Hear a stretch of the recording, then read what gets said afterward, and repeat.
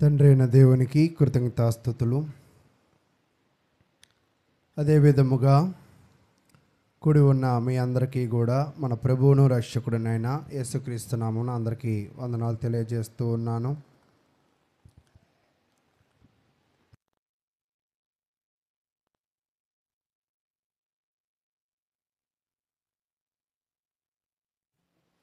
కొద్ది నిమిషాలు దేవుని యొక్క వాక్యమును మనము ధ్యానించుకుందాం. మనము గత కొద్దిగా కాలము నుంచి ఉపమానాలు అనే అంశము మీద మనము చదవడము అనేది చూస్తూ ఉన్నాం. ఉపమానము అంటే అర్థం ఏమిటి అంటే, ఉపమానము యొక్క అర్థము పరలోక సంబంధమైన విషయాలను భూ సంబంధమైన వాటితో పోల్చి తెలియజేయడము. ఈ ఉపమానాలను యేసుక్రీస్తు ప్రభువారు ఎందుకు తెలియజేస్తూ ఉన్నారంటే, ఈ ఉపమానాల ద్వారా పరలోక రాజ్యము యొక్క విలువను మనము తెలుసుకోవాలని. పరలోక రాజ్యము యొక్క విలువ తెలుసుకోవాలంటే, మనం పరలోకానికి వెళ్ళాలంటే, మనం చనిపోకుండానే, మనం ఈ భూమిని విడవకుండానే పరలోకపు రాజ్య విషయాలను తెలుసుకోవడానికి దేవుడు సంఘమును ఏర్పాటు చేశాడు. ఈరోజు ఒకవేళ మీకు ఎవరికైనా నాగార్జున సాగర్ ఎలా ఉండిద్దో చెప్పాలంటే అక్కడికి వెళ్ళి చూస్తేనే మీకు అర్థమవుతుంది. అలాగే దేవుని రాజ్యము కూడా ఎలా ఉండిద్ది, లేదా పరలోకము కూడా ఎలా ఉండిద్ది అంటే, అక్కడికి వెళ్ళి రావాలా అంటే మనం వెళ్ళకుండానే అక్కడి నుంచి వచ్చిన వ్యక్తి మనకేం చేశాడంటే, పరలోకము ఇలాగ ఉండిద్ది, పరలోకములో ఇటువంటి పనులు జరుగుతూ ఉంటాయి, పరలోకము ఇలా అభివృద్ధి పడిద్ది అనే విషయాలను తెలియజేయడం అనేది చూస్తూ ఉన్నాం. ఈరోజు మన ఉపమానంలో భాగముగా మార్కు సువార్త 4వ అధ్యాయము, మార్కు సువార్త 4వ అధ్యాయము 26వ వచనం నుంచిన అధ్యాయాన్ని మనము ధ్యానించడానికి ముందుకు వెళదాం. మార్కు సువార్త 4వ అధ్యాయము 26వ వచనంలో ఉన్న ఉపమానాన్ని ఈరోజు ధ్యానించడానికి మనం ప్రయత్నం చేద్దాం.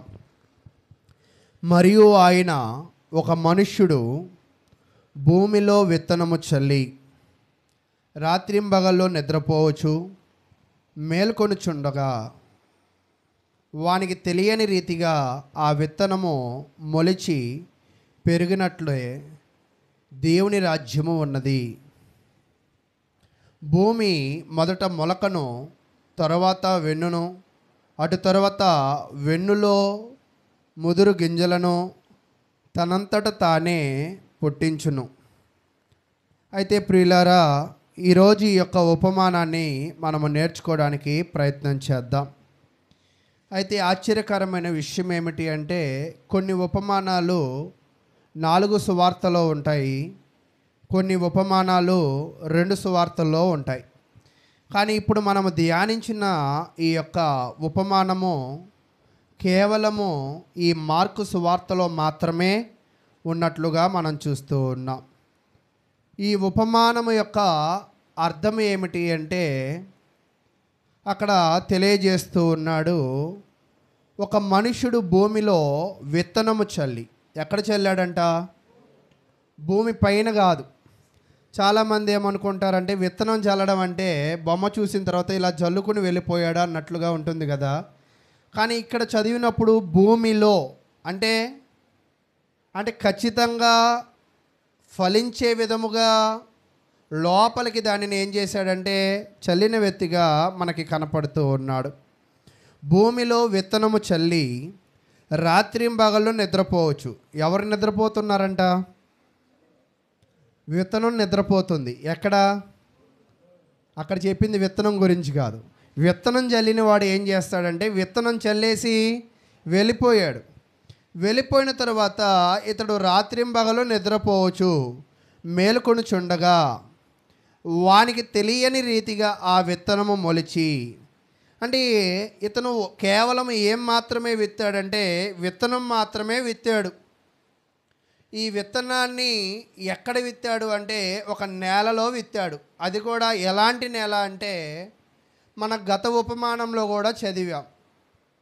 ఒక విత్తనము మొక్క అవ్వాలి అంటే, లేదా ఒక విత్తనము ఒక చెట్టు అవ్వాలి అంటే, ఒక వరి పైరు అవ్వాలి అన్నా, ఒక గోధుమ పైరు అవ్వాలన్నా ఆ విత్తనము మంచి స్థలంలో పడాలి, లేదా మంచి నేలలో పడాలి. కానీ ఇక్కడ చెప్తుంది ఏమిటి అంటే మంచి నేలలోనే ఒక విత్తనం పడింది. ఈ వేసిన వ్యక్తి ఏం చేస్తున్నాడంటే చక్కగా నిద్రపోతూ ఉన్నాడు. నిద్రపోవడమే కాదు, మరలా మేల్కుంటూ ఉన్నాడు.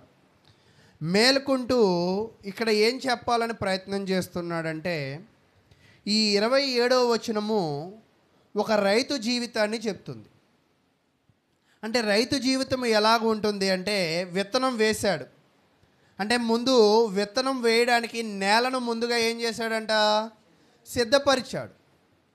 నేలను సిద్ధపరిచిన తర్వాత ఆ నేల మీద విత్తనం వేసిన తర్వాత ఆయన చూపులు దేని మీద ఉంటాయంటే వర్షము మీద ఉంటుంది. అతను చూపులు వేటి మీద ఉంటాయంటే సూర్యరశ్మి మీద ఉంటుంది. ఆయన చూపులు దేని మీద ఉంటాయి అంటే కలుపు మొక్కలను తీసివేసే వాటి మీద ఉంటుంది. ఆయన చూపులు దేని మీద ఉంటాయంటే అది ఎదగడానికి కావాల్సిన ఎరువుల మీద ఉంటాయి. కానీ ఇదంతా ఇక్కడ చెప్పట్లా. ఇక్కడంతా ఏం చెప్పాడు, విత్తనం వేశాడు, వేసిన వాడు ఏమైపోయాడంట, నిద్రపోతున్నాడు, మేలుకుంటున్నాడు అని చెప్తున్నాడు. అంటే ఇక్కడ ఏం చెప్తున్నాడంటే రాత్రిపూట నిద్రపోవడము, పగటిపూట చురుకుగా నిద్ర లెగవడము అనే విషయాన్ని ఇక్కడ తెలియజేస్తూ ఉన్నాడు. కాబట్టి రైతు యొక్క జీవితాన్ని షార్ట్కట్లో ఏం చెప్తున్నాడంటే రాత్రి పడుకుంటాడు, ఉదయం లెగ్గానే దేనిని పరిశీలన చేస్తాడంట, పంటని పరిశీలన చేస్తాడు. అయితే ఈ యొక్క రైతు వారి జీవితంలో ఆ విత్తనం వేసిన తరువాత భూమిలో పడిన తరువాత అది ఎలా ఎదిగిద్దో ఆ రైతుకు కూడా తెలియదు. అది ఎలాగా ఆ విత్తనము వెన్నయిద్దో, లేదా ఆ విత్తనము గింజ అయ్యిద్దో, ఆ విత్తనము మొక్క అయ్యిద్దో అతనికి కూడా తెలియదు. మేము కూడా కొన్ని ఆయుర్వేదిక్ థెరపీలు చేస్తూ ఉన్నప్పుడు డిస్క్ మీద అంటే వెన్నుముక్క మీద కొంచెం నూనె పోస్తూ ఉంటాం, వేడి నూనె. ఏమైద్ది బ్రదరు, ఏమైద్దండి అని చెప్తారు. లోపలికి ఇంకిద్దా అని అంటారు. ఇంకదండి అని అంటాం. మరి ఎందుకు పోస్తున్నారు అన్నారు. వాస్తవాన్ని మాకు తెలియదు. అంటే మాకు పొయ్యమని నేర్పించారు, పోస్తున్నాం. అయితే అలా చెప్తే వాళ్ళు ఊరుకోరు కదా, కొంచెం ఇంకిద్దండి అని చెప్తారన్నమాట. అంటే ఒక్కోసారి పని చేస్తూ ఉంటాం కానీ దాని ప్రతిఫలం మనకి అది ఎలా తగ్గిద్దో కూడా మనకి తెలియదు, కానీ తగ్గిద్ది. ఎలాగా అంటే తెలియదు. అలాగే రైతు కూడా విత్తనం వేసిన తర్వాత ఆ విత్తనము ఎలాగా గింజ ముదిరిద్దో, అది ఎలా మొక్క అయ్యిద్దో, అది ఎలా బయటికి వచ్చిద్దో రైతుకు కూడా తెలియదు. రైతుకు తెలిసింది కేవలం ఏమిటి అంటే భూమిని చదును చేసుకోవడం, భూమి మీద ఉన్న కలుపులను తీసుకోవడం, విత్తనము వేయడం, ఆ విత్తడానికి కావాల్సిన నీరుని సమకూర్చడం, అది ఎదగడానికి కావాల్సిన ఎరువులను వేయడం, అంతవరకే రైతు యొక్క పని. అది అభివృద్ధి పడడము, దాని ప్రక్రియ అంతా కూడా అతనికి తెలియని పరిస్థితి. అయితే ఈరోజు ఈ విషయాన్ని మనం ఎందుకు నేర్చుకోవాలి అంటే ఈ యొక్క మార్కు సువార్తలో ఈ యొక్క ఉపమానాన్ని ఏమంటున్నారంటే పెరుగుతున్న విత్తనము అనే ఉపమానం అంటున్నారు. ఈ ఉపమానానికి పేరు ఏమిటి అంటే పెరుగుతున్న విత్తనము అనే ఈ ఉపమానాన్ని ఈరోజు మనము ధ్యానిద్దాం. అయితే ప్రియులారా, ఈ ఉపమానాన్ని కొద్దిసేపు మనము పరిశీలన చేద్దాం. పరిశీలన చేసినప్పుడు ఈ యొక్క విత్తనము ఎలాగ అభివృద్ధి పడిద్ది అంటే అది మనకు తెలియకుండానే అభివృద్ధి పడిద్ది. అంటే దానినే ఏమంటున్నాడంటే మనకి తెలియకుండా రహస్యముగా అభివృద్ధి పడిద్ది. అంటే రైతుకి విత్తనము వేయడము తెలుసు, భూమి మీద వేయడము తెలుసు, కలుపు పీకడము తెలుసు. ఇన్ని తెలిసిన వ్యక్తికి ఆ విత్తనము భూమిలోకి వెళ్ళిన తర్వాత ఎలాగ పెరిగిద్దో అతనికి కూడా తెలియదు. అక్కడ ఒక పిక్చర్ వేశాను చూడండి. ఆ పిక్చర్లో ఈ విత్తనం వేయడం వరకే రైతుకు తెలుసు. ఆ 2 దశలు ఎదిగి ఆ మొక్క అవ్వడం రైతుకి తెలియదు. అయితే ఈరోజు ఈ ఎదుగుదలలో ఎవరు దోహదపడుతున్నారు? ఈ విత్తనము ఆ మొక్క అవ్వడానికి 3 దశలో 4 దశలో కనపడుతూ ఉన్నాయి కదా. ఈ 4 దశలు వాటిని ఎవరు నడిపిస్తూ ఉన్నారు అంటే దాని గురించిన వివరాలను ఈరోజు మనము నేర్చుకోవడానికి ప్రయాసపడదాం. అయితే ప్రియులారా, విత్తనము అంటున్నారు కదా. ఏంటి ఆ విత్తనము అంటే మీ అందరికీ తెలుసు. ఏంటి ఆ విత్తనం? వాక్యం. అంటే ఇక్కడ ఈ ఉపమానం ఏమి చెప్తుంది అంటే, నువ్వు ఎలాంటి వాడివైనప్పటికీ కూడా వాక్యము అనే విత్తనమును నీ హృదయములో వేసుకోగలిగితే, ఎక్కడ వేసుకోవాలంట? నీ హృదయంలో వేసుకోగలిగితే అది ఎలా మారిద్ది అంటే, నిన్న కూడా ఒక కొటేషన్ చదివా. మందు బిల్ల, ఇప్పుడు ఒక్కోసారి తలనొప్పి అని మందు బిల్ల తెచ్చుకుంటాం కదా, బిల్ల వేసుకుంటాం. ఎక్కడ వేసుకుంటాం? నేను మొన్న ఒక అతనికి చెప్పాను, బాగా కొంచెం తాగే వ్యక్తి, నీకు ఒక పని చేస్తాను, పొట్టకు ఒక జిప్పు ఇస్తా, ఆ జిప్పు తీసి దాంట్లో మందు పోసేసుకుని జిప్పు వేసేసుకో అంటే, దీనికి కదా అవసరం మందు, దీనికి కాదు కదా అని అన్నా. అలాగే ఇప్పుడు తలనొప్పికి మందు కావాలనుకో, ఎక్కడికి వెళ్ళాలి? అది తలలోకి వెళ్ళాలి. కానీ ఆ మందు బిళ్ళ ఎక్కడ వేస్తున్నాం మనం? నోట్లోకి వేస్తున్నాం. అది ఎక్కడికి వెళ్ళిద్ది? అది కడుపులోకి వెళ్ళిద్ది. మరి అది తలనొప్పిని ఎలా తగ్గించిద్ది అంటే, అది నీకేం తెలీదు. నీకు తెలిసిందేంటి? జ్వరం వస్తే డోలో వేసుకుంటాం, అంతేనా? లేదంటే విక్స్ 100 500 యాక్షన్ ఏదో అంటూ ఉంటారు కదా, అది వేసుకుంటాం.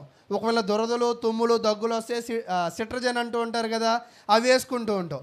అంటే ట్యాబ్లెట్ తెలుసు, కానీ ఆ ట్యాబ్లెట్ లోపలికి వెళ్ళాక ఎలా పనిచేసిద్దో నీకు కూడా తెలియదు. సరే, మీరు ఇవన్నీ చెప్పొద్దు, మేము కన్ఫ్యూజ్ అయిపోతున్నాం అనుకుంటారేమో. ఒకవేళ మనకే పిల్లలు ఉన్నారు, పెళ్లి చేయగలం, వాళ్ళ దాంపత్యం ఎలా ఉండిద్దో చెప్పగలమా? భర్త ఎలా చూసుకుంటాడో చెప్పగలమా? భార్య ఎలా ఉండిద్దో చెప్పగలమా? అయితే ప్రియులారా, దేనినైనా కూడా మనము ప్రారంభించగలం, కానీ దాని ముగింపుని మనం చెప్పలేం, లేదా దాని యొక్క ఎదుగుదలను మనము చెప్పలేం. అది తెలియకుండానే మనం చేస్తూ ఉంటాం. అయితే ఇక్కడ ఉపమానం ఏం చెప్తున్నాడంటే, నీ జీవితంలో నువ్వు వాక్యమును నీ హృదయంలో వేసుకో. నీ జీవితంలో వాక్యమును నీ హృదయంలో వేసుకోగలిగినట్లయితే అది ఎలా పెరిగిద్ది అంటే, 28వ వచనంలో బాగా వివరం తెలియజేస్తున్నాడు. రహస్యంగా పెరిగిద్ది అంట, అది నీకు తెలియదు. ఆ రహస్యమో అంతు పట్టనిది, అంతు చిక్కనిది. అయితే దాని పెరుగుదల మాత్రం ఎలా ఉండిద్ది అంటే, 28వ వచనం, భూమి మొదట మొలకను, తరువాత వెన్నును, అటు తరువాత వెన్నులో ముదురు గింజలను తనంతట తానే పుట్టించును. ఎవరు పుట్టిస్తున్నారంట? తనంతట తానే. అంటే ఎప్పుడైతే ఈ విత్తనము ఈ హృదయము కనెక్ట్ అవుతాయో, కొంతమంది అంటారు, నువ్వు నాకు బాగా కనెక్ట్ అయ్యావురా అంటారు, నా భావజ్వాలాలు బాగా అర్థం చేసుకుంటున్నావురా అంటారు. అలాగే విత్తనము యొక్క స్వభావమును భూమి యొక్క స్వభావమును ఈ రెండు కూడా బాగా కనెక్ట్ అవుతాయి. ఈ కనెక్ట్ అయిన తర్వాత ఈ రహస్యంగా ఎదుగుదల ఎలా ఉంటుంది అంటే, ఇంత మీకు చూపించా, విత్తనము వెన్ను ముదురు గింజ ఏమవుతుంది అంటే మొక్క అవ్వడానికి అవకాశము ఉంటుంది. కానీ నువ్వు వేసింది మొక్కను కాదు, వేసింది ఏమిటంట? విత్తనాన్నే వేసావు. మరి విత్తనం వేస్తే మొక్క ఎలా వచ్చింది? ఈ సీక్రెట్ చెప్పండి అంటే రైతులు కూడా చెప్పలేరు.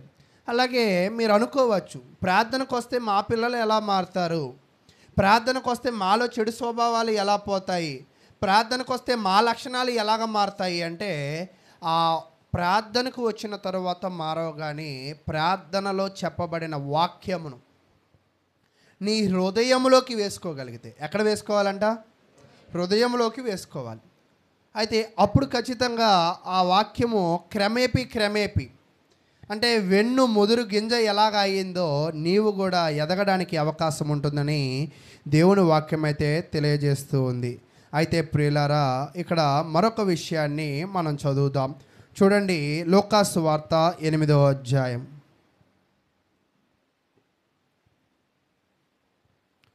లూకాసు వార్త 8వ అధ్యాయము 15వ వచనాన్ని మనం పరిశీలన చేద్దాం. లూకాసు వార్త 8వ అధ్యాయం 15వ వచనం. మంచి నేల నుండు వారు ఎవరనగా, యోగ్యమైన మంచి మనసుతో వాక్యము విని దానిని అవలంబించి ఓపికతో ఫలించువారు అని చెప్తున్నాడు. అంటే ఇక్కడ రెండు విషయాలు చెప్తూ ఉన్నాడు. విత్తనం వేయడం చాలా తేలికైన పనే, కానీ ఆ విత్తనము అభివృద్ధి పడాలి అంటే అతనిలో ఏముండాలంట? మొట్టమొదటిగా ఏం చెప్తున్నాడంటే అది మంచి నేల అయి ఉండాలి. ఒక విత్తనము 30దంతలుగా 60దంతలుగా 100అంతలుగా ఫలించాలి అంటే అది మంచి నేల అయి ఉండాలి. మంచి నేల మాత్రమే విత్తనాన్ని ఏం చేయగలదు అంటే లోపలికి తీసుకోగలదు. మిగతా నేలలో తీసుకోలేవా అంటే అవును, తీసుకోలేవు. కాబట్టి ప్రియులారా, ఇక్కడ నేను తెలియజేస్తున్న విషయం ఏమిటి అంటే మన జీవితంలో కూడా వాక్యమును ఎవరు మాత్రమే లోతులోకి తీసుకోగలరు అంటే, వాక్యము గురించి ఎవరు మాత్రమే ఆలోచించగలరు అంటే కేవలము మంచి వాళ్ళు మాత్రమే దానిని ఆలోచన చేయగలరు. మొన్న కూడా ఎక్కడికో వెళ్ళిన తర్వాత పోయిన వారం ఏం వాక్యం చెప్పాను అని అడిగా. కాసేపు అది చెప్పడానికి తడబడుతూ ఉన్నారు. నిజంగా ఈరోజు మంచి వాళ్ళు అయితే ఏమవుతుంది అంటే, ఇక్కడ మరలా మీకు ఒక పిక్చర్ తెలియజేస్తున్నా. ఒక విత్తనము త్రోవ పక్కన పడింది, ఒక విత్తనము రాతి నేల పడింది, ఒక విత్తనము మొండ్ల మీద పడింది, ఒక విత్తనము మంచి నేల పడింది. ఫలితము ఎక్కడ మాత్రమే వచ్చింది? మంచి నేల మాత్రమే వచ్చింది. మిగతా నేలల్లో ఎందుకు రాలేదు అంటే ఈ మంచి నేలలో ఉన్న మంచి స్వభావము ఆ మిగతా నేలల్లో లేవు. ఈరోజు ఎంతో కాలము నుంచి మనము ప్రార్థనలకి వస్తున్నా కూడా మనం ఎందుకు కూడా ఇంకా వాక్యానుసారంగా జీవించలేకపోతున్నాము అంటే ఆ మంచి నేల కలిగిన మంచి హృదయాలు మనం ఇంకా కలిగి ఉండాలి. ఈరోజు క్రైస్తవులమైన మనము మంచి హృదయము కలిగి ఉండలేకపోతే ఎలాంటి గొప్ప విత్తనాలు నీకు వేసినా కూడా అవి ఏమవ్వదంట? ఫలించవు.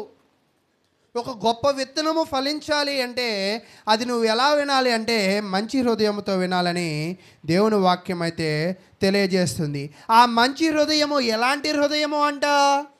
నిష్కపటమైన హృదయం. నిష్కపటము అంటే నిష్కపటం అంటే కపటం లేనిది, అంతేనా? వ్యతిరేక పదం చెప్పారు. నేను అడిగింది అర్థం. లోపల ఒకటి, బయటకు ఒకటి. ఈరోజు ఏదో పైన భక్తి గలవారై ఉండి దేవుని యొక్క వాక్యము అనే శక్తిని ఆశ్రయించిన వారు ఉన్నారు. నిన్న కూడా ఒక చిన్న సంఘటన జరిగింది. ఒక హాస్పిటల్కి వెళ్తే జనరల్ మేనేజర్ మీద బాగా నేను అరిసేసా.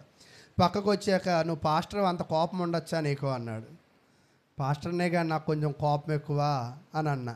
అంటే నిజంగా క్రైస్తవ్యులు అంటే సమాజము మనల్ని మన నుంచి ఎక్స్పెక్ట్ చేస్తూ ఉంటుంది. అంటే మనుషులే ఇంతలాగా ఎక్స్పెక్ట్ చేస్తున్నారు కదా, క్రైస్తవ్యము అనే ఆ పేరును ధరించుకున్న మన నుంచి దేవుడు ఎంత ఎక్స్పెక్ట్ చేస్తూ ఉంటాడు అంటే, మనిషే ఏమంటున్నాడు? ఒక 2 అరుపులు అరిస్తే వాడు చెడ్డోడే, వాడు దుర్మార్గుడే, కానీ నువ్వు అరవకూడదుగా అని అంటూ ఉన్నారు. నిజంగా ఈరోజు క్రైస్తవ్యంలో మనుషుల దగ్గర నుంచే ఇంత ఆశపడుతూ ఉంటే దేవుడు మనుషుల దగ్గర నుంచి ఎంత ఆశపడుతూ ఉన్నాడు? ఆయన ఆశకు తగ్గట్టు నువ్వు జీవించాలి అంటే ఈ వాక్యము నీకు ఎక్కడ పడాలి అంట? మంచి హృదయంలో పడాలి. కాబట్టి ఈరోజు నువ్వు వాక్యం వింటూ ఉన్నావు, నిజమే, చాలా మంచిదే. కానీ నీకు మంచి హృదయంలో అది పడుతుందా? అంటే నీ హృదయం మంచిగా ఉందా? పడిన తర్వాత వెంటనే మారిపోతారా? కొంతమంది ఎలాగుంటారంటే వాక్యం చెప్పి, అమ్మా నువ్వు బాప్తీసం తీసుకోవాలి అంటారు. వాళ్ళు కూడా సరే అయ్యగారని 3 సార్లు మునుగుతారు, 4వ రోజు కనపడరు. అంటే ఈరోజు ఏదో ఇలా చెప్తే ఇలా మారిపోదు, వాక్యము కూడా ఇలా చెప్తే ఇలా మారిపోతారని చెప్పట్లా. అక్కడ చెప్తున్నాడు చూడండి, మంచి నేల నుండి వారు ఎవరనగా యోగ్యమైన మంచి మనస్సుతో వాక్యము విని. మంచివాళ్ళు అంటే ఎవరంటే మంచి హృదయంతో వాక్యం వినాలి. ఈరోజు కొంతమంది వాక్యం వింటున్నప్పుడు, ఇతను బాగా చెప్పట్లేదు, ఇతను నాతో పాటే సండే స్కూల్ స్టూడెంటు, ఇతను నా ముందే చిన్నపిల్లోడుగా తిరిగాడు, ఇతను నేను ఎత్తుకున్నాను, ఇతనికి గోరు ముద్దలు పెట్టాను అని ఆ కోణంలో నన్ను చూస్తే ఈ వాక్యం మీరు హృదయపూర్వకంగా తీసుకోలేరు. అంటే ఇక్కడ వాక్యము ప్రకటించినప్పుడు కేవలం నన్ను చూడవలసింది ఏమిటి అంటే, నేను మంచి విషయాలను బోధించే ఒక వ్యక్తిగా మాత్రమే నన్ను చూడాలి మీరు. మరి ఏ కోణము నాలో మీరు చూడకూడదు. నాలో చాలా కోణాలు ఉండొచ్చు, కానీ ఏ కోణం మీరు చూడకూడదు. చూడవలసిన కోణం ఏంటంటే మంచి విషయాలను ప్రకటిస్తున్నా. అయితే మంచి వాక్యమును విని దానిని ఏం చేయాలంటే అక్కడ అవలంబించి, అవలంబించి అంటే అవలంబించి అంటే అర్థం ఏంటో చెప్పండి. దానిని చేయడం అంటే ఇది అలవాటు చేసుకో. పొద్దున్నే లెగ్గానే కాలకృత్యాలు తీర్చుకోవడం అలవాటు చేసుకో, పొద్దున్నే లెగ్గానే బ్రష్ చేసుకోవడం అలవాటు చేసుకో అంటూ ఉంటాం కదా. ఈరోజు మనం పొద్దున్నే లెగ్గానే అలవాటు పడిన శరీరం ఏం చేసిద్దంటే ఆ పనిని మనం చెప్పకపోనే చేసిద్ది, అలవాటు లేకపోతే చేయదు. కాబట్టి ఇది ఇక్కడ కూడా ఏం చెప్తున్నాడంటే మంచి హృదయం ఏం చేసిద్ది అంటే మంచి విషయాలను హృదయంలో పెట్టుకునేది. మంచి విషయాలను హృదయంలో పెట్టుకొని ఆ యొక్క వినిన దానిని బట్టి తన యొక్క శరీరాన్ని అలవర్చుకునేది. అది వెంటనే అయిపోద్దా? నేను కూడా ఏం చేశానంటే పేస్ట్ వాడడం ఆపేసి డాబర్ అదే పౌడర్ అంటారు కదా, ఆన్లైన్లో ఆర్డర్ పెట్టా, రుద్దా, అద్దంలో చూసుకున్నా. మారిపోయిద్దా? ఎన్ని రోజులు మారచ్చు అంటారు? ఒకవేళ మీ పళ్ళు లాగా నా పళ్ళు అవ్వాలంటే మీ పళ్ళు తెల్లగా ఉన్నాయి అయితే అంటే ఎవరి పళ్ళైనా తెల్లగా రావాలి అంటే దానిని ఒక్కసారి రుద్దితే తెల్లగా రాదు. ఆ తెలుపుదనాన్ని మెయింటైన్ చేయాలి. ఆ నల్లగా అంటే ఆ పసుపు పచ్చగా అవ్వకుండా అటువంటి ఆహార పదార్థాలు కూడా తీసుకోవాలి. అంటే తెలుపు అనేది రుద్దితే మాత్రమే రాదు, దానిని మెయింటైన్ కూడా చేయాలి. అలాగే ఇక్కడ వాక్యం ఏమంటున్నాడంటే ఒక వ్యక్తి మంచి వ్యక్తి అవ్వాలి అంటే మంచి విషయాలు వినాలి. వింటే మంచోళ్ళం అయిపోతామంటే ఏం అవ్వం. వినిన తర్వాత దానిని ఏం చేసుకోవాలంట? అలవర్చుకోవాలి, మెల్లగా అలవర్చుకోవాలి. అలవర్చుకున్న తర్వాత దానిని ఏం చేయాలంటే అలవర్చుకున్నది చేయడానికి అక్కడ చెప్తున్నాడు ఓపికతో ఫలించువారు. అప్పుడు జరిగిద్దంట. నువ్వు ఏదైతే విన్నావో, ఏదైతే అలవర్చుకున్నావో అప్పుడు ప్రతిఫలము కొంతకాలానికి వస్తుంది. అంటే వెంటనే ప్రతిఫలము రాదు. కాబట్టి ప్రియులారా ఇక్కడ మీకు ఓపికతో అని అంటున్నాడు కదా, ఎంతకాలం ఓపిక పట్టాలి? ఫలించే వరకు ఆ వ్యక్తి ఓపిక పట్టాలి అని తెలియజేస్తూ ఉన్నాడు. అయితే మరొక విషయాన్ని మనం చదువుకుంటూ ముందుకు వెళదాం. అయితే ఈ పెరుగుతున్న విత్తనము పెరగడానికి హృదయంలో వాక్యం వేసావు, దానిని అలవర్చుకున్నావు, అది ఓపికతో ఎదురు చూస్తున్నావు, అది ఎప్పుడు పెరిగిద్ది? నా మాటలు మీకు అర్థమవుతున్నాయా? విత్తనం వేసాం, అభివృద్ధి ఎప్పుడుకు వచ్చిద్ది?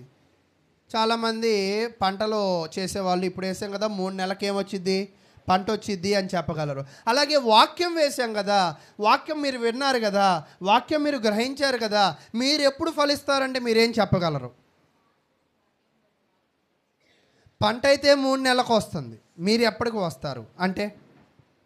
అయితే ఇక్కడ ఫలించేది ఎవరు మాత్రమే అంటే గొప్ప హృదయం కలిగిన వారు మాత్రమే ఫలించగలరు. అది ఫలించాలి అంటే అక్కడ లోపలంటూ ఒక చర్య జరగాలి. ఆ లోపల చర్య జరగాలి అంటే అక్కడ ఏం ఉండాలి? ఇక్కడ నేను ఒక చిన్న మళ్ళీ అదే బొమ్మను చూపించి మీకు ఒక విషయాన్ని చెప్తా. ఇప్పుడు ఈ గింజేనా ఆ రెండో గింజ అయింది, ఆ రెండో గింజైనా మూడో గింజ అయింది, ఆ మూడో గింజైనా మొక్క అయింది. ఇప్పుడు ఈ గింజ రెండో గింజ అవగానే దీంతో నాకు సంబంధం లేదు, కట్ అయిపోతాను అంటే మూడోది అయిద్దా? అంటే ఆ మొదటిది ఉండాల్సిందే, రెండోది వచ్చిన ఆ మొదటిది ఉండాల్సిందే, మూడోది వచ్చిన ఆ మొదటిది ఉండాల్సిందే, నాలుగోది వచ్చిన, అంతేనా? అంటే ఈరోజు వాక్యము బట్టి కూడా మనము మారాలి అంటే మన హృదయంలో స్థిరంగా ఏముండాలి? ఖచ్చితంగా వాక్యం ఉండాలి. అంటే ఒక వ్యక్తి ఎలా మారతాడు అంటే కేవలము ఆదివారం ఆరాధనకు వచ్చేసి ఒక 2 నిమిషాలు వినేస్తే నేను మారిపోతాను అనుకోవడం అనేది అబద్ధం. ఈ విత్తనాన్ని చూసినప్పుడు మీకు ఏమైనా అనిపిస్తుందా? ఈ విత్తనము వేసింది ఆ మొక్క అవ్వడానికి 3 నెలలు పట్టింది అనుకున్నాం. ఈ విత్తనం అప్పుడప్పుడు నాకు గాలి ఆడట్లేదని పైకి ఎప్పుడైనా వచ్చిద్దా? రాదా? ఎందుకు రాదు? అది నేలలో పడిపోయింది కదా. అలాగే వాక్యము అనే దానిని నీ హృదయంలో వేశాక ఆ వాక్యమును దాటి ఎన్నడూ కూడా నువ్వేం చేయకూడదు? ప్రవర్తించకూడదు. కానీ క్రైస్తవులు ఎదగకపోవడానికి గల కారణం ఏమిటి అంటే వింటున్నాం కానీ చేయడానికి ఇష్టము, అవలంబించడానికి ఇష్టము పడడం లేదు. ఈరోజు క్రైస్తవులు పతనం అయిపోవడానికి గల కారణము, క్రైస్తవ జీవితము ఎదగలేకపోవడానికి గల కారణం ఏమిటి అంటే వింటున్నాం కానీ పాటించట్లా. ఈరోజు ఈ కోపం మీకు ఎప్పుడు వచ్చింది అంటే, సేవకుడికి వచ్చే ఆ పౌరుషము, సేవకుడికి వచ్చే కోపం, మీ అబ్బాయి ఒకవేళ గాలోలతో తిరుగుతున్నారు అని అనుకుందాం. గాలోళ్ళు ఎవరు ఎలా ఉంటారంటే నన్ను అడగద్దు, మీకు తెలుసు. తిరుగుతున్నారు అన్నప్పుడు మీరు వెళ్ళి ఆడితో తిరగద్దురా అని చెప్పారు, అంతేనా? వాడు మీ మాట విని మరలా ఆడితోనే తిరిగారు. ఇప్పుడు మీకేమనిపించిద్ది? సరే, మరలా చెప్పారు, మరలా తిరిగారు. ఇప్పుడు మీకేమనిపించిద్ది? కోపం వచ్చింది. కానీ క్రైస్తవ జీవితాలు మరింత అలాగే ఉంటాయి. ఇలా కూర్చుందాము అని అనుకున్నాం అనుకో, అలా అస్సలు కూర్చోం. ఇలా వద్దాము అని అనుకోండి, అస్సలు రాము. ఇలా చేద్దాము అని అనుకున్నాం అనుకో, అస్సలు చేయం. అంతేనా? మరి సేవకుడికి అప్పుడు ఏం రావాలి? సరే, సేవకుడు కోప్పడితే ఏం చేస్తాడు? 2 ప్రసంగాల్లో ఒక ఉదాహరణ నీ గురించి చెప్తాడేమో, కానీ అది పక్కన పెడదాం. కానీ దేవుడికి కోపం వస్తే, సేవకుడికి కోపం వస్తే పర్వాలేదు, 2 ప్రసంగాలు ఒక పంచి నీకు వేస్తాడు, అంతేనా? ఒక పంచి వేసి 10 పంచులు తిట్టించుకుంటాడు సేవకుడు. కానీ ఒకవేళ దేవుడికి కోపం వస్తే, వాక్యము అనే విత్తనాన్ని నీ నేలలో నేను వేసిన తర్వాత అది అభివృద్ధి పడట్లా. దానికి గల కారణం ఏమిటి అంటే, ఆ వాక్యమును నీ హృదయంలో నువ్వు సరిగా ఉంచుకోవట్లా. చాలామంది కాళ్ళు చేతులు ఇరిగినప్పుడు కట్లు కడుతూ ఉంటారు. ఇది సరిగ్గా అతకలేదు ఏంటి అంటే, కట్టు సరిగా ఉంచుకోవట్లా, తడిపేస్తున్నావు, కదిపేస్తున్నావు అని అంటూ ఉంటారు. అలాగే క్రైస్తవ జీవితాలు మారడం లేదు అంటే దానికి గల కారణం ఏమిటి అంటే, వాక్యానుసారమైన జీవితాలను జీవించడానికి మనిషి ఇష్టపడట్లా. ముందు ఎప్పుడైతే మనిషి ఇష్టపడడో ఆ మొక్కని ఎన్నటికీ కూడా చూడలేడు. కాబట్టి ప్రియులారా, ఒక గింజ మొక్క అవ్వాలి అంటే ఆ యొక్క దానిలో మనిషి శక్తిని ఉపయోగించడానికి అవకాశమే. అక్కడ ఏ శక్తి పని చేయాలి? మానవ శక్తి, దైవశక్తి? దైవశక్తి. అలాగే వాక్యము అనేది కూడా నీ హృదయంలోకి వెళ్ళిన తర్వాత నువ్వు మార్చుకోవాలనుకో. నిన్న కూడా ఒక కుర్రోడు థెరపీ చేయించుకున్న తర్వాత, అన్న నాకు ఒక్కటే ఉందన్న సమస్య ఏంటంటే, తెనాలి వెళ్తూ సిగరెట్ తాగి కళ్ళు తిరిగి పడిపోయానన్నా అన్నాడు. డాక్టర్ దగ్గర తీసుకెళ్తే ఊపిరితిత్తులంతా పొగ ఉందంట. ఏంట్రా ఈ పొగ అని వాళ్ళ అమ్మ అడిగితే, డాక్టర్ గారు పక్కకి తీసుకెళ్ళి, అమ్మ మీ అబ్బాయి సిగరెట్ తాగుతాడమ్మ. తాగడు బ్రదర్, తాగడు సార్ అన్న. నువ్వు చెప్పకపోయినా, ఆయన్ని నేను చూడకపోయినా దేన్ని బట్టి చెప్పచ్చు? ఆ యొక్క ఊపిరితిత్తుల్లో ఉన్న పొగను బట్టి చెప్పచ్చు అన్న. అంతేనా?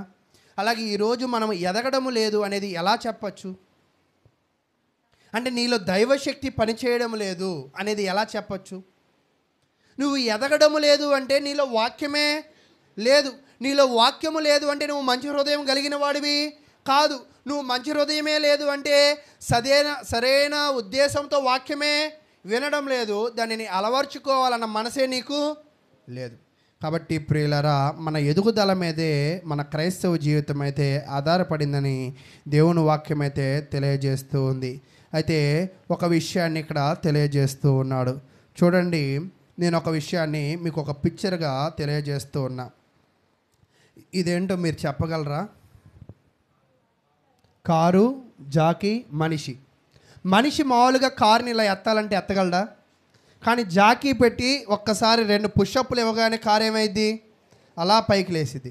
సహజంగా మానవ మాతృలమైన మనము కారు ఇలా ఎత్తాలంటే మన వల్ల కాదు. కానీ ఒక ఎక్విప్మెంట్ వాడితే మాత్రం అమాంతం ఏమైంది? అది లెగిసింది. అది జాకీ ఇలా పెట్టి లెగు లెగు లెగు అంటే లేసిద్దా? మరి ఆ జాకీని లేపాల్సింది ఎవరు? మళ్ళా మనిషే.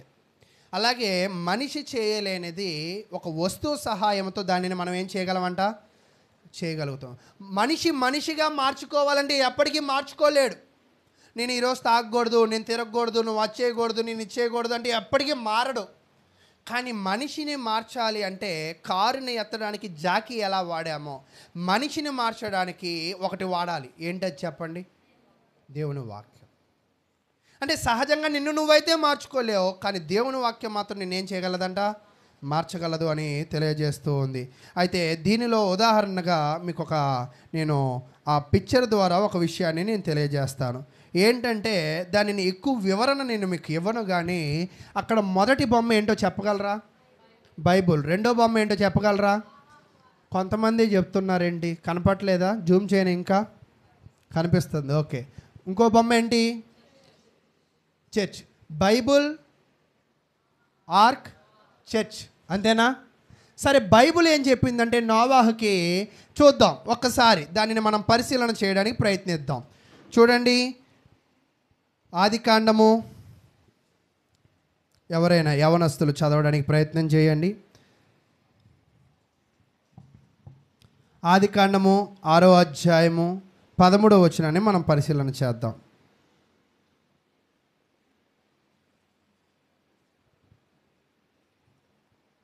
నేను చదివేస్తున్నాను. ఆదికాండము 6వ అధ్యాయము 13వ వచనాన్ని చదువుతున్నాను. దేవుడు నోవాహుతో సమస్త శరీరుల మూలముగా భూమి బలత్కారముతో నిండినది. అక్కడ దేవుడు ఏం చెప్తున్నాడంటే, అయ్యా భూమి అంతా కూడా పాపముతో నిండిపోయింది. ఈ పాపముతో నిండిపోయిన భూమిలో నువ్వు ఒక్కడవే శ్రేష్ఠుడిగా ఉన్నావు. కాబట్టి వీళ్ళందరినీ నేను నాశనం చేయాలనుకుంటున్నా, నిన్ను మాత్రము నేను కాపాడాలనుకుంటున్నా. తర్వాత 14వ వచనమే చాలా కష్టమైన వచనం. చదవడానికి మనం తేలిగ్గా చదివాం, కానీ ఆలోచిస్తే చాలా కష్టం. 14వ వచనం, చితిసారకపు మ్రానుతో నీ కొరకు ఓడను చేసుకొనము, అరలు పెట్టి ఆ ఓడను చేసి లోపటను వెలుపటను దానికి కీలు పొయ్యవలెను. అప్పటిదాకా ఓడంటే ఏంటో తెలియదు, అప్పటిదాకా వర్షం అంటే ఏంటో తెలియదు, అప్పటిదాకా నీళ్ళల్లో తిరిగేవి ఏవి కూడా తెలియదు. కానీ బైబిల్ చెప్పినట్లుగా, దేవుడు చెప్పినట్లుగా అతను రక్షింపబడాలి అంటే నాకు ఏది అవసరం అనుకున్నాడు? ఓడ. ఆ ఓడ కూడా తనకు నచ్చినట్లుగా చేసుకున్నాడా? లేదు. ఎవరికి నచ్చినట్లుగా చేశాడంట? దేవుడికి నచ్చినట్లు. ఆ ఓడ కట్టడానికి చాలామంది 120 అంటారు, కొంతమంది 100 సంవత్సరాలు అంటారు. ఈ 100 సంవత్సరాలు ఓడ కట్టాడు కదా, తన జ్ఞానంతోనే కట్టాడా? తన జ్ఞానంతో కట్టగలిగితే ఓడ కట్టగలిగేవాడా? ఈరోజు నిజంగా నలుగురు ఉన్నాము మన కుటుంబంలో, నలుగురిని ఒక్క మాట మీద పెట్టడానికి మనకి సాధ్యమే పడట్లా. కానీ అంత పెద్ద ఓడ కట్టడానికి ఎంత చెక్క అవసరమో, ఎంత కార్పెంటర్ పని అవసరం. ఆ పని ఏది రాదు ఎవరికి? నోవాహుకి. నోవాహు ఒక వ్యవసాయకుడు. ఎవరండి? ఒక వ్యవసాయకుడు. తర్వాత 9వ అధ్యాయంలో చూస్తే నోవాహు తాగి పడిపోతాడు. అంటే అతను వ్యవసాయం చేసుకునేవాడిని ఏం కట్టమన్నారు? ఓడ కట్టమన్నాడు. అప్పుడు నోవాహు ఏమనాలి? అయ్యా నాకు కట్టడం చేత కాదు. అయితే నీకు కట్టడం మానవ మాతృలుగా ఉన్న నీ బలం వల్ల కాదు, నీ జ్ఞానం వల్ల కాదు, నువ్వు అనుకుంటే చేయలేవు. కానీ నేను చెప్పింది నా మాటకి లోపడాలని అనుకో, ఖచ్చితంగా నువ్వేం చేయగలవు? కట్టగలవు. అది ఎన్ని రోజులు పట్టచ్చు? ఆ రోజే చెప్పాడా 100 రోజులు పట్టిద్ది, 100 సంవత్సరాలు పట్టిద్ది అని. నువ్వు కట్టుకుంటూ పో అని అన్నాడు, కట్టాడు. అయితే బైబిల్ గురించి, చర్చి గురించి ఏం చెప్తున్నాడో చూడండి. మత్తయి సువార్త 16వ అధ్యాయం.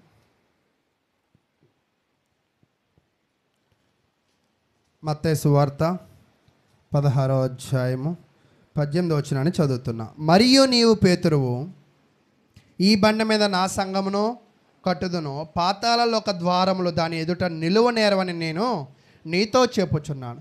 ఓడ కట్టమనినప్పుడు నోవాహు ఎలా కట్టాడో, స్థానిక సంఘాన్ని నిర్మించినప్పుడు పేతురు గారు కూడా అలాగే కట్టారు. ఆయన మాట మీద కట్టారు. అంటే బైబిల్ చెప్పినట్లుగానే ఓడ నిర్మించబడింది, బైబిల్ చెప్పినట్లుగానే చర్చి కూడా నిర్మింపబడింది. ఇవి నిర్మింపబడడానికి మానవ మాతృలమైన మన బలం అయితే సరిపోదు. ఇవి నిర్మింపబడడానికి మన వెనక ఇంకొక బలం పనిచేసింది. అదే ఏ బలం అంటే దైవశక్తి అని చెప్తున్నాడు. సరే కట్టమన్నారు. బిల్డర్స్ ఎవరు కట్టారు? నోవాహు కట్టాడు, పేతురు కట్టాడు. పర్సన్స్ తెలిసిపోయింది ఏం కట్టారు. 6వ అధ్యాయం 14వ వచనం. ఆదికాండము 14వ వచనం ఇందాకే మనం చదివాం. ఏం కట్టాడంట? ఓడ కట్టాడు. అయితే ఇక్కడ చర్చిలో ఏం కట్టబడింది? 1వ పేతురు రాసిన పత్రిక 2వ అధ్యాయము, 1వ పేతురు రాసిన పత్రిక 2వ అధ్యాయము 5వ వచనంలో మెటీరియల్, ఏం మెటీరియల్ వాడారు? ఓడ కట్టడానికి ఏం వాడారు? వుడ్ వాడారు. ఇక్కడ సంఘాన్ని కట్టడానికి ఏం వాడారంటే యేసు క్రీస్తు ద్వారా దేవునికి అనుకూలమగు ఆత్మ సంబంధమైన బలు అర్పించుటకు, పరిశుద్ధ యాజకులుగా ఉండుటకు మీరును సజీవమైన రాళ్ళవలె నుండి ఆత్మ సంబంధమైన మందిరముగా కట్టబడుచున్నారు. అంటే లివిన్లీ స్టోన్స్, అంటే ఆత్మ సంబంధమైన సజీవమైన రాళ్ళు. మనం సంఘంలో మన అందరం కూడా ఎలాంటి వాళ్ళం అంటండి? సజీవమైన రాళ్ళు. అంటే నువ్వు సజీవంగా ఉండాలి అంటే నీలో ఎవరు ఉండాలి? మనుషులమైతే సజీవలం కావు. మనుషులము కొంతసేపు కనబడి అంతలోనే మాయమయ్యే ఆవిరి వంటి వారము, ఉదయం కనబడి రాత్రి వాలిపోయే గడ్డి వంటి వారము. కానీ సంఘములో మనం ఎలాంటి వాళ్ళం అంటే సజీవమైన రాళ్ళు. ఈ రాయికి సజీవాన్ని ఇచ్చింది ఎవరు? దేవుడు. అయితే ప్రియురాల, కట్టింది నోవాహు, పేతురు, మెటీరియల్ వాడింది చెక్క, రాళ్ళు, తర్వాత లైట్. ఏంటంటండి? లైట్. అక్కడ ఏం చెప్తున్నాడంటే నోవాహుకి వాడలో ఏం కట్టమన్నాడంటే విండోస్ కట్టమన్నాడు, అంటే కిటికీలు కట్టమన్నాడు. అయితే పేతురుని ఏం కట్టమన్నాడో చూద్దాం. చూడండి, ఆ దీపము మనకి ఎలా ఉపయోగపడిందో చూద్దాం. కీర్తనలు మీ అందరికీ కూడా బాగా తెలిసిన వాక్య భాగము 119వ కీర్తన. కిటికీ ఎందుకు కట్టమన్నాడు అంటే ఆ కిటికీ వెలుతుల ద్వారా ఆ యొక్క ప్రయాణాన్ని మనము సరైన దిశలో ముందుకు వెళ్ళొచ్చు అనే ఉద్దేశంతో వాడలో కిటికీ కట్టమన్నాడు.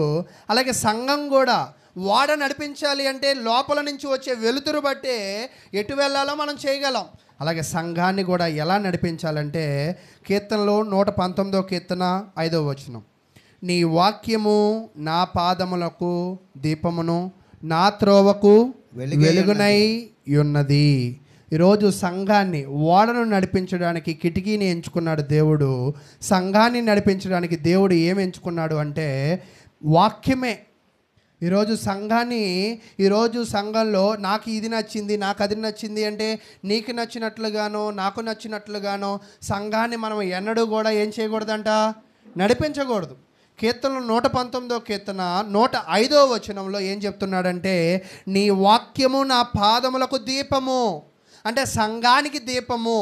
సంఘాన్ని నడిపించేది ఎవరంట? వాక్యమే. అయితే ప్రియులారా, తర్వాత ఈ యొక్క ఓడలోకి వెళ్ళాలంటే ఏం చేయాలి, లేదా ఈ సంఘంలో నుంచి వెళ్ళాలి అంటే ఏం చేయాలంటే చూడండి చెప్తున్నాడు. యోహాను సువార్త 10వ అధ్యాయం, యోహాను సువార్త 10వ అధ్యాయము 9వ వచనం, నేనే ద్వారమును, నా ద్వారా ఎవడైనా లోపల ప్రవేశించిన ఎడల వాడు రక్షింపబడిన వాడై.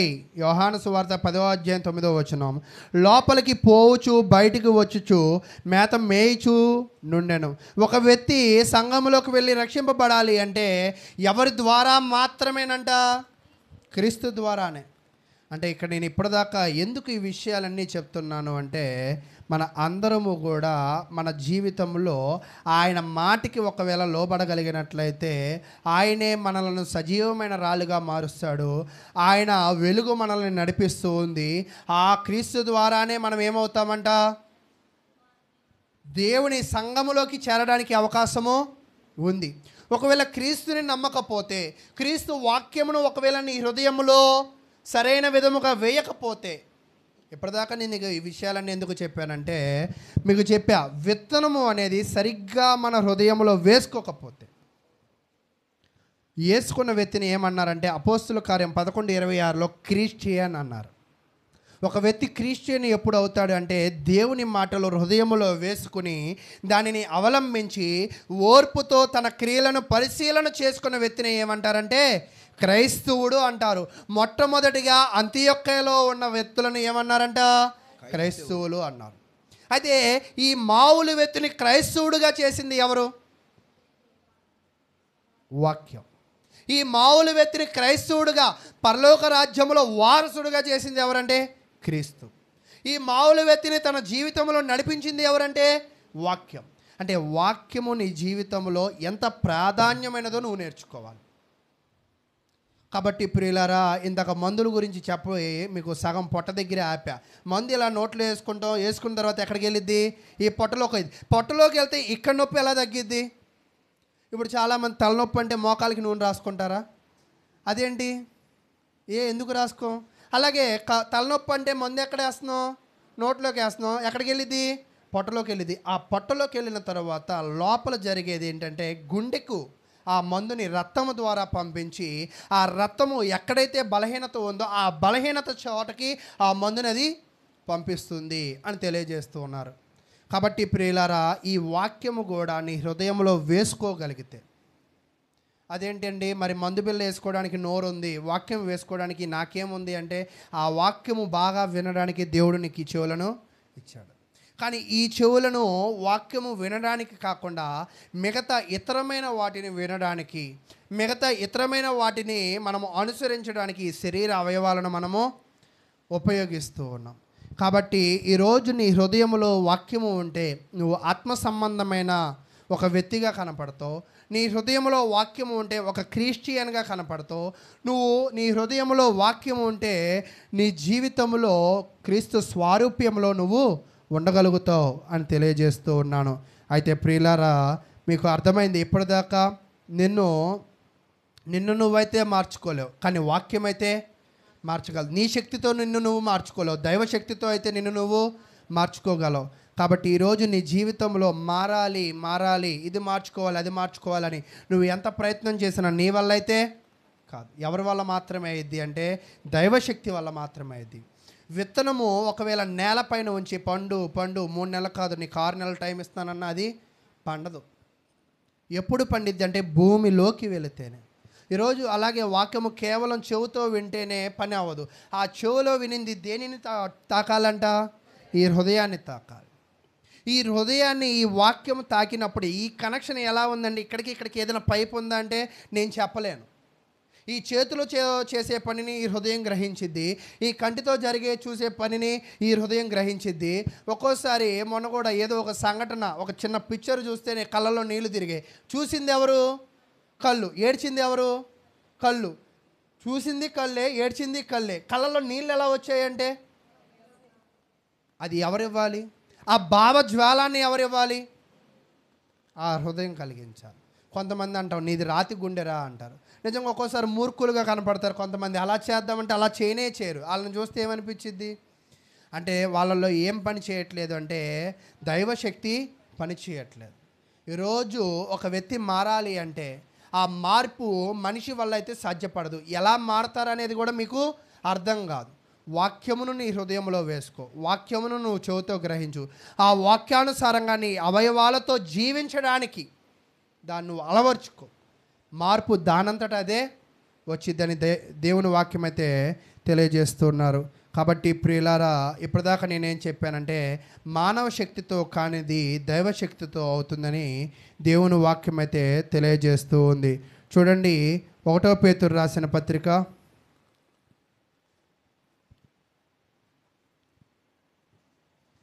2వ అధ్యాయము, 1 పేతురు రాసిన పత్రిక 2వ అధ్యాయము 1-2 వచనాలను నేను తెలియజేస్తున్నాను. ప్రభు దయాళుడని మీరు రుచి చూచి ఉన్న ఎడల సమస్తమైన దుష్టత్వమును, సమస్తమైన కపటమును, వేషధారణను, అసూయను, సమస్త దూషణ మాటలను మాని. అంటే ఇది ఎలా మానగలుగుతావు అంటే వాక్యము నీ హృదయంలోకి వెళ్ళినప్పుడే, ఆ వాక్యము నీ హృదయాన్ని తట్టినప్పుడే దానిలో ఉన్న కపటమును అది తీసివేసిద్ది, దానిలో ఉన్న వేషధారణను తీసివేసిద్ది, దానిలో ఉన్న అసూయను అది తీసివేసిద్ది. కాబట్టి నీ హృదయాన్ని నువ్వు మార్చుకోవాలనుకుంటున్నావా? నీ ప్రవర్తనను నీవు మార్చుకోవాలనుకుంటున్నావా? ఖచ్చితంగా ఏం చేయాలంటే వాక్యమును ఖచ్చితంగా శ్రద్ధతో వినాలి. శ్రద్ధతో వినడమే కాదు కానీ ఆ వాక్యానుసారంగా నేను జీవిస్తున్నానా లేదా అనే పరిశీలన కూడా ఖచ్చితంగా ఉండాలని దేవుని వాక్యం పేరట మీకు తెలియజేస్తూ ఉన్నాను. కాబట్టి ప్రియులారా, ఇక్కడ దేవుని వాక్యము ఖచ్చితంగా దానిని వినిన ప్రతి ఒక్కరిని కూడా మంచి స్వారూప్యంలో మార్చడానికి అది చాలా శక్తివంతమైన వాక్యం అని నేను మీకు తెలియజేస్తూ ఉన్నాను. చూడండి, యోహాను సువార్త 6వ అధ్యాయం 63వ వచనాన్ని మనం పరిశీలన చేద్దాం.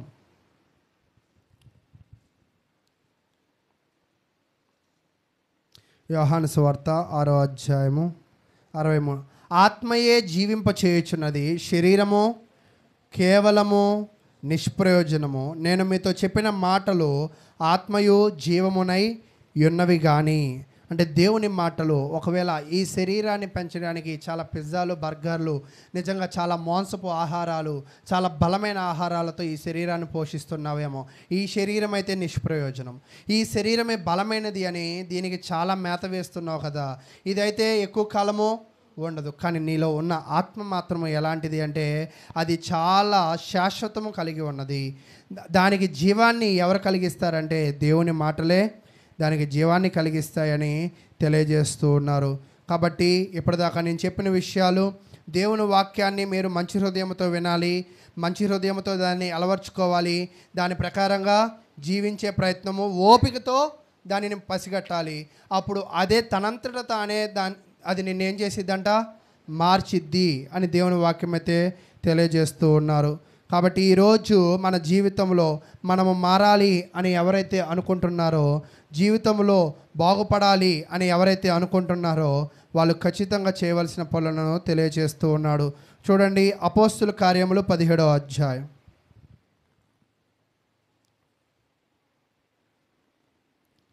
అపోస్తుల కార్యములు 17వ అధ్యాయము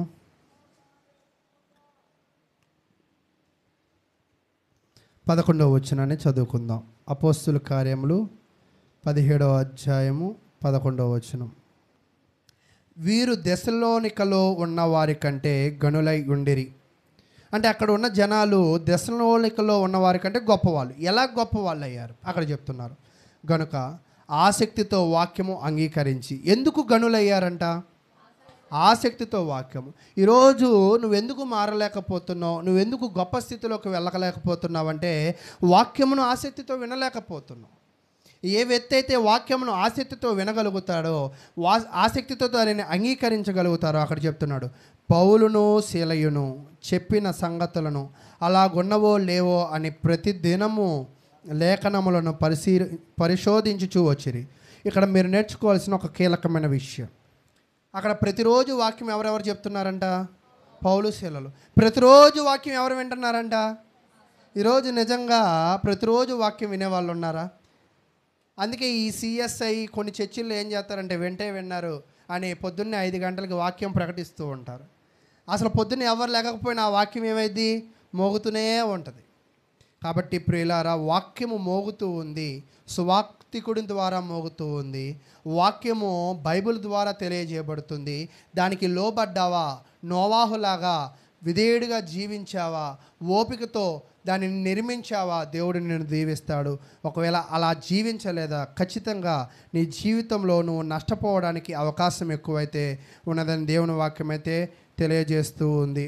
కాబట్టి ప్రియులారా, మన జీవితంలో మనము ఎదగాలి అంటే మనము ఖచ్చితంగా వాక్యాన్ని ఆశ్రయించవలసిందే. మనము ఘనమైన స్థితిలో ఉండాలి అంటే ఖచ్చితంగా వాక్యానుసారంగా జీవించవలసిందే అని తెలియజేస్తూ ఉన్నాడు. కాబట్టి ఈరోజు మీ జీవితంలో వాక్యానుసారంగా ఉన్నారో లేదో ఒక్కసారి మిమ్మల్ని మీరే పరిశీలన చేసుకోండి. చూడండి, ఇక్కడ ఒక విషయాన్ని తెలియజేస్తూ ఉన్నాడు. 1 కొరింథీయులు రాసిన పత్రిక 3వ అధ్యాయం. 1 కొరింథీయులు రాసిన పత్రిక 3వ అధ్యాయము 6 నుంచి 9 దాకా మనం చదువుతున్నప్పుడు, నేను నాటి తిని, అపోలో నీళ్లు పోసెను, వృద్ధి కలుగజేసేవాడు దేవుడే. ఈరోజు సేవకులుగా మేము కూడా, ఈరోజు నేను వాక్యం చెప్పాను కదా, వెంటనే వీళ్ళు మారిపోవాలి అని మేము కూడా ఏం చేయకూడదంట, ఎక్స్పెక్ట్ చేయకూడదు. ఎందుకంటే నా పని కేవలము నాటడం వరకే, ఇంకొకరి పని నీళ్లు పోయడం వరకే. ఫలితం ఎందుకు రాలేదు అంటే మంచి హృదయాలు లేవేమో. మంచి హృదయాలు ఉంటే ఫలితాలు వచ్చాయి. మంచి హృదయాలు అలవంచుకుంటే ఫలితాలు వచ్చాయి. ఫలితాలు లేవు అంటే వృద్ధి కలగజేసేది ఎవరంట? దేవుడే. అంటే దేవుడే నీ వృద్ధిని ఆపేశాడు. నువ్వు మారడం లేదు అంటే నీలో పాత స్వభావం. కొంతమంది పైకి బాగా నటిస్తూ ఉంటారు, కానీ లోపల వాళ్ళ స్వభావాలు అలాగే ఉంటూ ఉంటాయి. కాబట్టి మనుషులుగా మనము ఎలా ఉన్నాం పరిశీలన చేయండి. ఏదో మాటలతోనూ ఏదో చేతలతోనూ మనము మనుషులను మోసం చేయగలం, కానీ దేవుణ్ణి ఎప్పటికీ మనము మోసం చేయలేం. కానీ వృద్ధి కలగజేసేవాడు 7వ వచనం. కాబట్టి వృద్ధి దేవునిలోనే కానీ నాటివానిలోనైనను నీళ్లు పోయేవానిలోనైనను ఏమీ లేదు. ఒక్కోసారి దేవరాజు గారు నేను మాట్లాడుకుంటున్నప్పుడు మా సంఘం ఎదగట్లేదని ఇలా అంటాడు. మా సంఘం కూడా ఏమి ఎదగట్లేదండి. మా సంఘంలో ముసలోళ్ళు ఎక్కువ ఉన్నారని, మా సంఘంలో కూడా ముసలోళ్ళు ఎక్కువ ఉన్నారండి. మా సంఘంలో వాళ్ళ పిల్లల్ని ఎవరు తావట్లేదండి అన్నారు. మా సంఘంలో కూడా అలాగే ఉందన్న తర్వాత మళ్ళా దేవుడే అభివృద్ధి పరుస్తాడు, మాది కూడా దేవుడే అభివృద్ధి పరుస్తాడు. అంటే ఈరోజు ఎలా అయిపోయిందంటే పరిస్థితి, ఇది చెప్పుకుని బాధపడాలో ఇది చెప్పుకుని ఆనందపడాలో అర్థం కాని పరిస్థితి. ఒక్కోసారి మన దగ్గరికి చిన్నబాబు గారు అని వస్తూ ఉంటారు. వాళ్ళ దగ్గరికి వెళ్ళినప్పుడు అలా కూడా గుండె మండిపోతూ ఉంటుంది. నిన్నగాక మొన్న ఒక సంవత్సరం అయింది, సంఘం పెట్టాడు, 10 మంది 12 మందికి బాప్తీసం ఇచ్చాడు. ఎలా సాధ్యపడిందని వెంటనే అడిగా నేను. మిమ్మల్ని చూస్తే అసూయ వేస్తుంది బ్రదరు. ఎలా బ్రదర్ అన్నా, బ్రదర్ నేను ఒక్కనే కాదు, నాతో పాటు వీళ్ళందరూ కూడా వాక్యం చెప్తారు. నేను ఉద్యోగం చేసుకుంటా, నేను ఫుల్ టైం ప్రీచర్ని కూడా కాదు. నా ఉద్యోగం ఖాళీ దొరికితే వీళ్ళు ఏం చేస్తారంటే వీళ్ళు వస్తూ చేతులు ఊపుకుంటూ రారు. ధన్యులు బ్రదర్ అన్నారు. బైబిల్ పట్టుకొస్తారంటే కాదు, బైబిల్ కాదు, వాళ్ళతో పాటు ఇంకొకరిని పట్టుకొస్తారు బ్రదర్ అన్న. పోన్లేండి మా వాళ్ళు బైబిల్ కూడా తారు, ఒక్కోసారి తాని వాళ్ళు కూడా ఉంటూ ఉన్నారు అని అనుకుంటూ ఒక్కోసారి బాధపడుతూ ఉన్నాం. అలాగే అదేంటి ఎలాగా ఇది ఎలా సాధ్యపడింది అని అనుకుంటున్నా. కొత్త ప్రాంతం, కొత్త సేవకుడు, ఎవరు తెలిసిన వాళ్ళు లేరు, సంఘం నిండిపోయింది. నిండిపోవడమే కాదు, ఆ కానుకలు రాశారు. వారం ఎంత అప్పట్లో ఇక్కడ రాస్తూ ఉండేవాళ్ళు. 10 ఇన్ని వచ్చాయి, 5 ఇన్ని వచ్చాయి, ₹2 ఇన్ని వచ్చాయి అని వచ్చాయి. చినిగినవి ఎన్ని వచ్చాయి రాసేవాళ్ళు కదా, ఆశ్చర్యమైనవి. అంటే ఈరోజు వాళ్ళు రాశారు అవి కూడా. అంటే ఎన్నెన్ని వచ్చాయి రాశారు. అది చూడగానే కాసేపు గుండె ఆగిపోయింది నాకు. ఆ కానుకల సైజ్ చూడగానే ఏంటి నిన్నగాక మొన్న పెట్టిన సంఘం ఇంత కానుకలు ఎలా వస్తున్నాయి వీళ్ళకి అని. ఇంత కానుకలు ఎలా వస్తున్నాయంటే మరి ఆగంగా మనుషులం కదా. ఇంటికి రాగానే బ్రదరు బోర్డు చూస్తే షాక్ అయ్యా అన్న. అన్నాడు. కానుకలు చూసే షాక్ అయ్యా అన్న. వస్తాయి బ్రదర్ మా దగ్గర అన్నారు. మేము ఖచ్చితంగా కానుకల గురించి చెప్తూనే ఉంటాం బ్రదర్ అన్న. చెప్పాలి బ్రదరు. దేవుడు దీవించాలి అంటే వాక్యము అనేది హృదయంలోకి వెళ్ళకపోతే ఈ చేతులు విప్పబడం. ఈరోజు ఉన్నదానికంటే, కలిగి ఉన్నదానికంటే తక్కువ ఇచ్చే భేదవాళ్ళమయ్యాం. ఈరోజు ఒక వ్యక్తి దేవుణ్ణి ఎప్పుడు గణపరుస్తాడు, ఎప్పుడు గొప్ప స్థితిలోకి ఉంచుతాడంటే ఎక్కువగా వినాలి, ఎక్కువగా స్వార్థ ప్రకటించాలి, ఎక్కువగా దేవునికి ఇవ్వాలి. దీనిలో ఏ సంఘం అయితే బాగా పరిచర్య చేస్తుందో ఆ సంఘము ఖచ్చితంగా ఎప్పుడు నిండిపోతూ ఉంది. అంటే సంఘం బాగా సంఖ్యతో నిండాలంటే సంఖ్యతో కాదు, విశ్వాసముతో నిండాలి, క్రియలతో నిండాలి. ఈరోజు సంఘం కొరకు పనిచేసే వాళ్ళు ఎంతమంది అంటే చేతులు ఎత్తేవాళ్ళు చాలా తక్కువ మంది. సంఘం కొరకు మీది ఏదైనా ఇస్తారా అంటే ఇచ్చేవాళ్ళు కూడా చాలా తక్కువ మంది. కాబట్టి ప్రియులారా, అందుకే మేము కూడా బయట ప్రార్థనలు పెట్టినప్పుడు నారాయణ గారు అటు ఇటు వెళ్ళి 2-3 కుర్చీలు తెస్తూ ఉంటారు. నాకు భయం, గబుక్కు నా కుర్చీ పోయింది అనుకోండి, 600 ఉన్న ఖరీదు ఆ రోజు ₹1000 అయిపోయింది అనుకోండి, మరలా మనం దాన్ని ఏం చేయలేం. ₹2,900 బంగారం ఉన్నప్పుడు నా దగ్గర డబ్బులు ఉన్నాయి, అది కొనలా నేను ఆ రోజు. ఇప్పుడు 10,000-1,200 10,120 అయ్యింది గ్రాము. ఇప్పుడు కొందాము ఆ 2,000తో అంటే సాధ్యపడిద్దా? అందుకే ఈరోజు నేనేమనుకుంటున్నాను అంటే ఒక వస్తువును కొనుక్కోవడానికి కూడా మనము త్వరిపడాలి. ఈరోజు మన స్థానిక సంఘానికి కావాల్సిన వస్తువులను సమకూర్చుకోవాల్సిన బాధ్యత మన మీదే ఉంది. ఏ రాజకీయ నాయకుడు డబ్బులు ఇచ్చి కొనుక్కోవాలి అని మనకు చెప్పకూడదు. ఎవరో బయట వాళ్ళు వచ్చి ఏదో వాళ్ళ సంతోషాన్ని బట్టి 5,000 10,000 వేస్తే మనం కొనుక్కోవడం కాదు. సంఘము ఎలాగ ఉండాలంటే సంఘములో తనను తానే బలపరుచుకునే విధముగా ఉండాలి. అది ఎలా సాధ్యపడిద్ది అంటే అక్కడ ఇందాక మీకు ఈ బొమ్మ చూసారా, విత్తనం వేశాం, మొక్కవడానికి ఎవరు సాధ్యపడింది? ఎవరి శక్తి? దైవశక్తి. ఈరోజు సంఘమే కానీ అభివృద్ధి పడాలన్నా, మనిషే కానీ మారాలన్నా ఉపయోగపడాల్సింది ఎవరి శక్తి అంట? దైవశక్తి. మానవ శక్తితో మనం చేయాలనుకుంటే అది ఎప్పటికీ కూడా సాధ్యపడదు. అదేంటి రాలా అనుకున్నా కూడా అది మన వల్ల కాదు. అంటే మీలో అభివృద్ధిని దయచేయవలసింది ఎవరంట? దేవుడే. నా పని ఏమిటంటే నాటడమే, ఇంకొకరి పని ఏమిటంటే నీళ్లు పోయడమే. అభివృద్ధి కలగజేసేది ఖచ్చితంగా ఎవరంట? దేవుడే. నువ్వు అభివృద్ధి పడడం లేదు అంటే ఖచ్చితంగా నువ్వు దేవునిలో ఉన్న వ్యక్తివి ఎప్పటికీ కూడా కాలేవు. కాబట్టి ఈరోజు స్థానిక సంఘాల్లో దేవుని విత్తనము భూమిలో ఉంది కాబట్టి ఆ ఎదుగుదల వచ్చింది. మనిషి కూడా వాక్యములో ఉండగలిగితేనే, మనిషి కూడా సంఘములో ఉండగలిగితేనే అతను ఏమవ్వగలడంటే అభివృద్ధిలోకి వెళ్ళగలడని దేవుని వాక్యం ద్వారా మీకు తెలియజేస్తూ ఉన్నాను. కాబట్టి ప్రియులారా, మరలా ఒకసారి ఉపమానాన్ని చదివి ఇంక ఈ వాక్య భాగాన్ని నేను ముగిస్తాను. చూడండి, మార్కు సువార్త 4వ అధ్యాయం.